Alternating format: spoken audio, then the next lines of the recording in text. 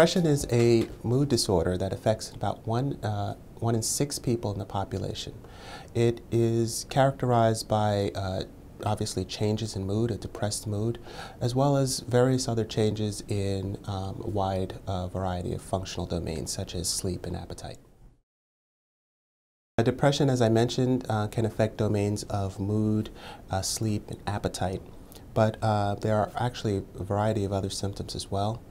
People will actually feel less pleasure in activities that they usually enjoy partaking in. They will often have feelings of excessive guilt or hopelessness. They may also have problems with concentration, may not be able to focus on tasks that they used to.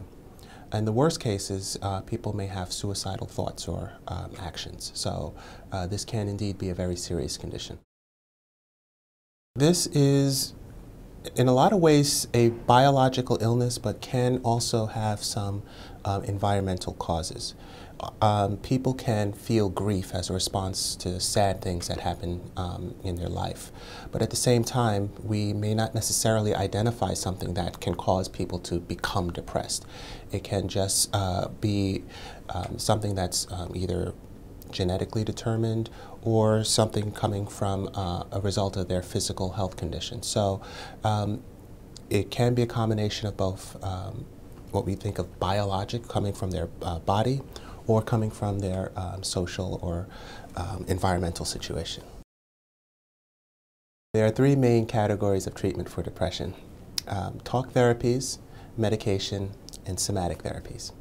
Talk therapies are basically different interventions where a person with depression can meet with a clinician and basically a clinician will help them work their way through whatever problems that it is that they're having in their environment. Medications are amongst the most widely used treatments for depression. That involves use of antidepressant drugs or various other medications. But generally speaking, antidepressant drugs are the mainstay of treatment for depression.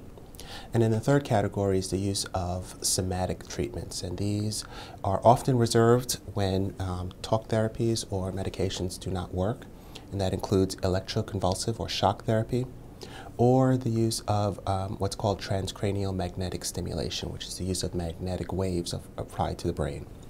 And in those situations, the expectation is after a few treatments, the mood will improve after some time.